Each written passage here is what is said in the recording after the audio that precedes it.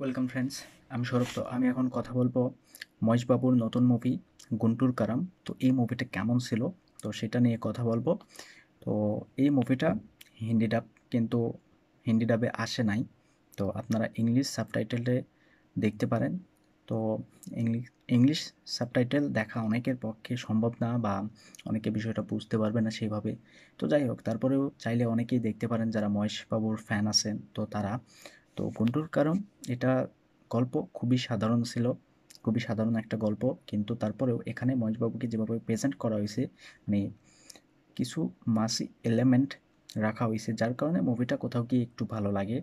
তো আমি যদি গল্পটা একটু ছোট করে বলি, তো ছোটবেলায় মহেশবাবুর সঙ্গে এমন কিছু ঘটনা ঘটে, বা তার মায়ের সঙ্গে এমন কিছু ঘটনা ঘটে যেটা আপনাকে দেখানো হবে, যে যার কারণে মহেশবাবুর মা মহেশবাবুকে ছেড়ে দিচ্ছে, এবং মহেশবাবুর যে বাবা, তো সে জেলে চলে যাচ্ছে। এবং আহ, অনেক বছর পরে মহেশবাবু, তো সে গন্টুরে থাকে এবং সেখানে মানে মির্চির বিজনেস করে। তো অনেক বছর পরে মেবি তার মা তার সঙ্গে দেখা করতে চায় আসলে। যার কারণে মানে মহেশবাবুকে বলা হচ্ছে যে তুমি একটা পেপারে সাইন করে দাও যে তোমার মায়ের সঙ্গে তোমার কোনো কানেকশন নাই। তো এবং মহেশবাবুর মা, তো সে কিন্তু মানে একটা বড় ফ্যামিলি থেকে বিলং করে, মানে পলিটিক্যাল ফ্যামিলি। এবং মহেশবাবুর মাও কিন্তু একটা পলিটিক্যাল দলে চলে যায়। এবং সেখানেই কিন্তু মানে একটা ইয়ে বসে আর কি, পলিটিক্যাল, মানে সেখানে অনেকে বসে, এবং সেখানেই কিন্তু মহেশবাবুকে সাইনটা করতে বলা হয়, যে তার মা তাকে ত্যায্য পুত্র করবে আর কি, যে তার মার সঙ্গে তার কোনো কানেকশন নাই। তো সেখানে জাস্ট মহেশবাবুর যে পারফরম্যান্স, এবং সেখানে যে ঘটনা ঘটে, জাস্ট সব কিছু তোড়পাড় করে দেয়। তো এই জিনিসটা জাস্ট ব্যাপক ছিল। তো লাস্ট অবধি সে সাইন করে কি করে না, এটা আপনাদের অবশ্যই মুভি দেখে জানতে হবে। আসলে এত রিভিল করা ঠিক না।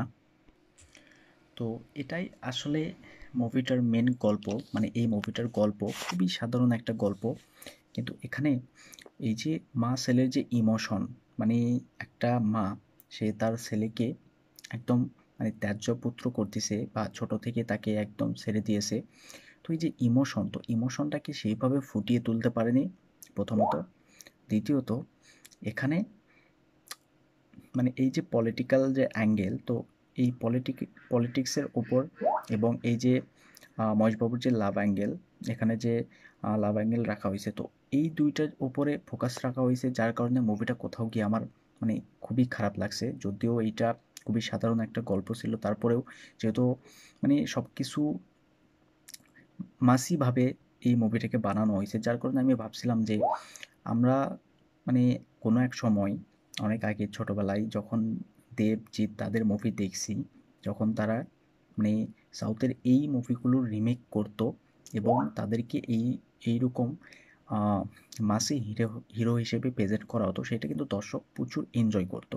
তো এই জিনিসটা মানে মহেশ বাবুর যারা ফ্যান আছে, বা সাউথে এই জিনিসটা প্রত্যেকে এনজয় করছে মুভিটা, কিন্তু কোথাও গিয়ে মুভিটা আমার কাছে খুবই খারাপ লাগছে। এবং এখানে লাভ অ্যাঙ্গেল সেটা আপনার ভালো লাগবে, কারণ হলো এই মুভিটাতে শ্রীলীলা কিংবা মহেশবাবু, তো এই দুজনের ডান্স, যেটা আপনি হলে বসে এনজয় করবেন এবং সিটি মারবেন 100%। কারণ এখানে শ্রীলীলা এমন একজন নায়িকা, এবং যাকে মানে প্রচুর ডান্স করতে দেখতে পারবেন, এবং ডান্সগুলো অসাধারণ ছিল, যেটা আপনি এনজয় করবেন। তো এই জিনিসটা আমার খুবই ভালো লাগছে। এবং মহেশবাবুর যে ক্যারেক্টার, মানে যে ক্যারেক্টার লেখা হয়েছে, সেই ক্যারেক্টার কিন্তু মহেশবাবু ফাটিয়ে পারফরমেন্স করছে। মানে তার যে সোয়াগ, স্টাইল, মানে যে অ্যাকশনগুলো দেখানো হয়েছে, সব কিছু মিলিয়ে মহেশবাবু জাস্ট ফাটিয়ে দিয়েছে, এতে কোনো কমতি নাই। এবং মহেশবাবু কিংবা শ্রীলীলা তাদের ড্যান্স পারফরমেন্স, যেটা আপনাকে মুগ্ধ করবে। তো অ্যাকশনগুলো খুব সুন্দরভাবে ডিজাইন করা হয়েছে, অ্যাকশনগুলো খুব সুন্দর ছিল, প্রচুর অ্যাকশন আছে, মানে মাসি এলিমেন্ট দিয়ে ভরা। এবং লাভ স্টোরি, এই যে পলিটিক্যাল অ্যাঙ্গেল, তো এইগুলো একদম বেশি। এখানে যে ইমোশনটা, মানে ইমোশনটাকে আরও বেশি পুল আপ করার দরকার ছিল, আরও বেশি জোর দেওয়া দরকার ছিল এই ইমোশনটার উপরে, সেটা কিন্তু এখানে হয় নাই। তো সবচেয়ে বড় ভুল সেটাই, যে এখানে ইমোশনটা মানে সেভাবে ফুটিয়ে তুলতে পারে নাই। জাস্ট মুভিটার শেষের দিক গিয়ে ইমোশনটা একটু ওয়ার্ক করে। তো ভাই এতটুকু ইমোশন তো দর্শক দেখতে আসে নাই।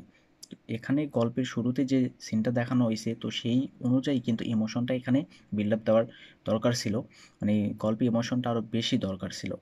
তো এখানে মানে এই জিনিসটা খুবই বাজে ছিল। এছাড়া মানে এক কথায় বলতে গেলে ওভারঅল সব কিছু মিলে এটা আমার কাছে মোটামুটি লাগছে। একেবারে যে সেরা মুভি হইছে এমনটা না। মানে আমি এই মুভিটা বহুত কষ্ট করে দেখছি এবং এখানে জাস্ট একটা মানে মাহেশবাবুর মুভি এবং তাকে যেভাবে প্রেজেন্ট করা হইছে মানে যার কারণে মুভিটা দেখা। তো সত্যি আমি পুরাই হতাশ হইছি যে এমন একটা মুভি মাহেশবাবু এই সময়ে এসে করলো। তো যাই হোক, যারা এই মুভিটা দেখছেন মানে মাহেশবাবুর ফ্যান যারা দেখছেন অবশ্যই কমেন্টে জানাবেন যে আপনাদের কাছে কেমন লাগছে। তো ভিডিও ভালো লাগলে অবশ্যই একটা লাইক করবেন, শেয়ার করবেন আর এই চ্যানেলটা সাবস্ক্রাইব করবেন। ধন্যবাদ।